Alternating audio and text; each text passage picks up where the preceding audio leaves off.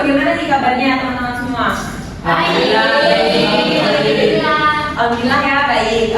Baik, kita akan mulai penyuluhannya ya. Sebelumnya, aku mau tanya, apakah di sini ada yang pernah melakukan korupsi atau pernah menjadi korban dari korupsi? Mungkin tidak. Mbak Ina katanya pernah. Nah, Mbak Ina tahu nggak korupsi itu apa? Nggak tahu. Oh, nggak pernah. Oke. Ngomong-ngomong di sini, misal tuh di lingkungan kalian tuh ada yang melakukan korupsi atau dari kalian sendiri yang melakukan korupsi, tindakan apa yang akan kalian ambil untuk menanganinya? Lapor kepada siapa, Mbak? Polisi. Apa yang lain ada yang tahu? Tidak. Baik, sebelumnya mau sebagian brosurnya dulu ya.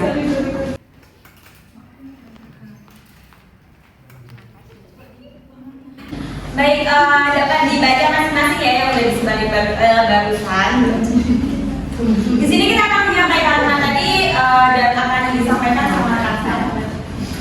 Yang bertugas dalam. Tadi kan Mbak Ayu kan bilang nggak tahu ya apa itu korupsi ya. Waktu itu saya akan menjelaskan apa itu korupsi. Ya, jadi korupsi itu merupakan yang bermakna menyusukan kebijakan, ketidakjujuran, dapat suap, bermoral dan menyimpang dari kesucian. Dan kemana sih aku perginya uang itu gitu, biasanya untuk kepentingan pribadi atau masyarakat tertentu. Lalu bayangkan bila sebanyak nominal itu yang dikorupsi itu, bila uang itu masuk ke masyarakat untuk misalnya pendidikan, ekonomi atau sosial yang lebih baik, mungkin akan lebih sejahtera ya masyarakat kita ya. Lalu dari itu ada apa? Undang-undangnya, ada undang-undangnya untuk tindak pidana korupsi ya. Yang pertama ada dari KUHP dan yang kedua ada Undang-Undang Nomor 3 Tahun 2001 tentang pemberantasan tindak pidana korupsi. Lalu siapa saja sih pelaku yang bertanggung jawab sebagai subjek hukum? Yaitu yang pertama yang pasti yang melakukan tindak pidana korupsi. Lalu yang kedua yaitu yang menyuruh melakukan tindak pidana korupsi. Yang ketiga yaitu yang turut serta dalam tindak pidana korupsi. Dan yang terakhir yaitu yang membantu dalam tindak pidana korupsi. Kalau gitu tadinya akan dilanjutkan kita. Selanjutnya, adapun subjek hukum tindak pidana korupsi berdasarkan pasal 1 ayat 3 Undang-Undang Nomor 31 garing 199 Undang-Undang Nomor 20 garing 2001 adalah yang pertama orang perseorangan. Apa yang dimaksud orang perseorangan? Siapa saja pribadi, kodrati atau manusia ciptaan Tuhan, pengemban hak dan kewajiban dalam hukum pidana yang dapat dimintai pertanggungjawaban di hadapan hukum pidana, termasuk dalam orang perseorangan antara lain pegawai negeri, penyelenggara negara, hakim dan advokat. Dan selanjutnya yang kedua ada korporasi, yaitu kumpulan orang dan atau kekayaan yang terorganisasi baik merupakan badan hukum maupun bukan badan hukum. Contohnya seperti penipuan perusahaan travel haji yang menggunakan uang konsumen untuk keperluan pribadi. Tindak pidana korupsi dapat digolongkan menjadi 7, yaitu antara lain yang pertama yang dapat merugikan keuangan negara, yang kedua suap menyuap, yang ketiga penggelapan dan dalam jabatan.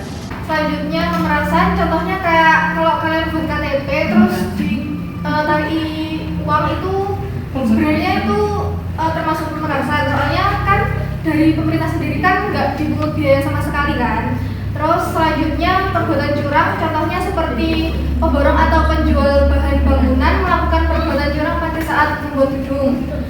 Selanjutnya yaitu konflik kepentingan dalam pengadaan, contohnya pengangkatan pegawai lewat koneksi kayak warga. Selanjutnya gratifikasi, contohnya seperti seorang pengusaha yang memberikan sebuah mobil kepada bupati dengan tujuan untuk mendapatkan proyek dari pemerintah daerah setempat. jika bupati tersebut tidak melaporkan hal ini ke KPK, maka akan dianggap sebagai suap. Baik, selanjutnya kita akan melakukan material video tentang bagaimana alur pengaduan hingga putusan hakim tindak pidana korupsi. Selamat menonton. Assalamualaikum warahmatullahi wabarakatuh. Kami dari Institusi Politeknik Kesehatan Kemenkes Malang akan menjelaskan tentang pengajuan tipikor atau tindak pidana korupsi yang dibimbing oleh Ibu Dosen Diah Widodo.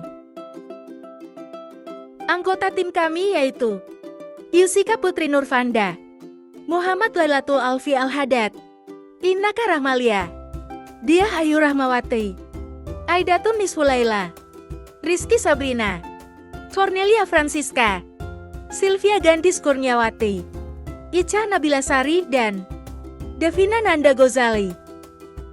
Bagaimana sih penanganan tindak pidana korupsi? Berikut kami jelaskan alur penanganan perkara tindak pidana korupsi. Kejaksaan mengetahui adanya tindak pidana korupsi. Pimpinan kejaksaan memerintahkan untuk menelaah informasi yang didapat.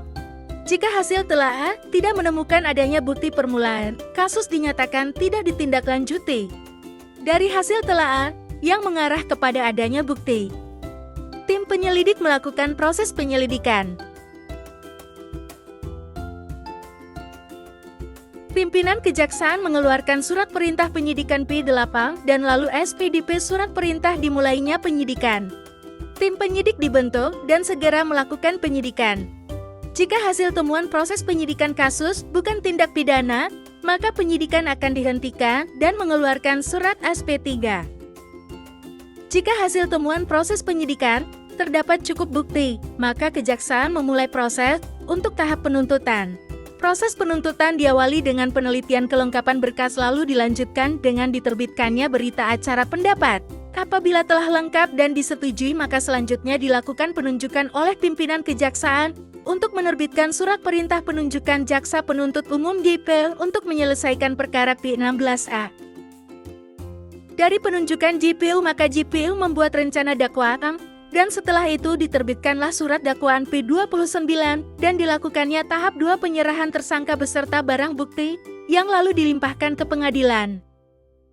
Maka pengadilan dimulailah proses persidangan yang dimulai dengan pembuktian yang dari pemerikasaan saksi-saksi, keterangan ahli, dokumen barang bukti, dan terdakwa. Setelah dilakukannya pembuktian, maka selanjutnya dilakukan pembacaan tuntutan oleh hakim yang berwenang.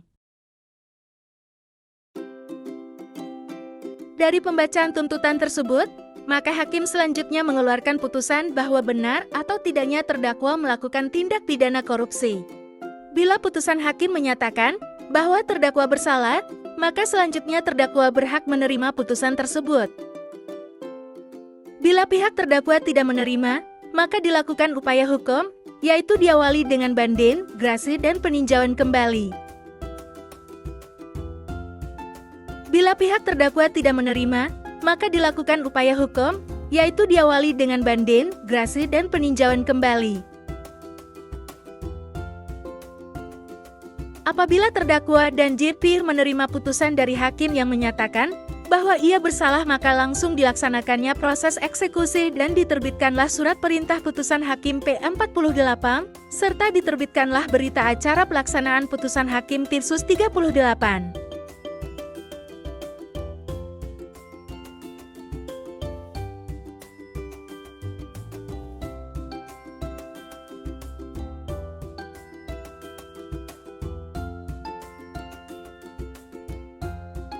Pengaduan masyarakat tindak pidana korupsi. 1. Dasar hukum pelaporan masyarakat. Dalam bab 2 Peraturan Pemerintah PP No.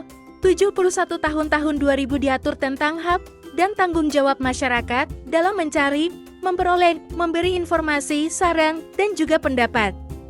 2. Layanan pengaduan dan KPK Whistleblower System adalah seorang yang melaporkan kepada KPK perihal adanya perbuatan yang berindikasi tindak pidana korupsi.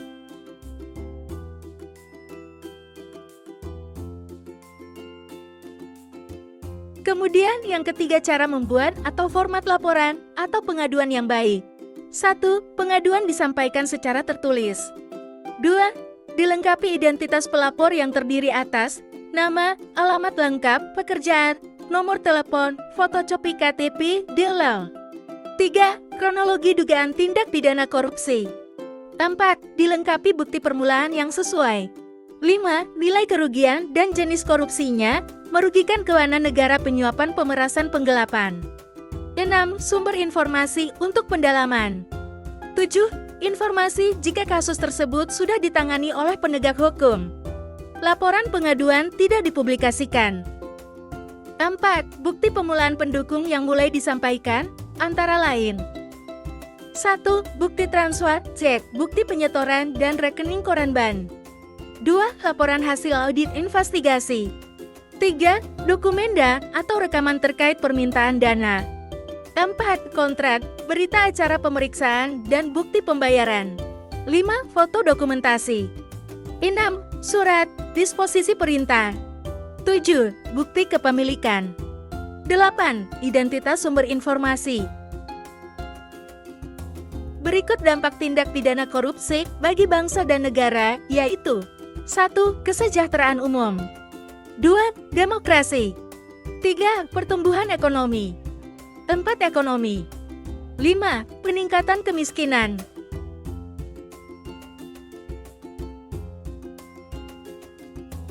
Langkah-langkah pemberantasan tindak pidana korupsi sebagai berikut yaitu 1. Mendesain ulang pelayanan publik. 2. Memperkuat transparansi. 3. Penegakan hukum dalam rangka pemberantasan korupsi. 4. Memasukkan ke penjara. Sekian dari kami, bila ada salah kata mohon dimaafkan. Wassalamualaikum. Terima kasih. Oke baik, tadi kan hadir ditampilkan video tentang bagaimana cara alur pengaduannya. Lalu di sini teman saya akan menjelaskan lagi bagaimana jaksa penuntut umum itu menindaklanjutinya. Pertimbangan fakta atau bukti dan peraturan perundang-undangan.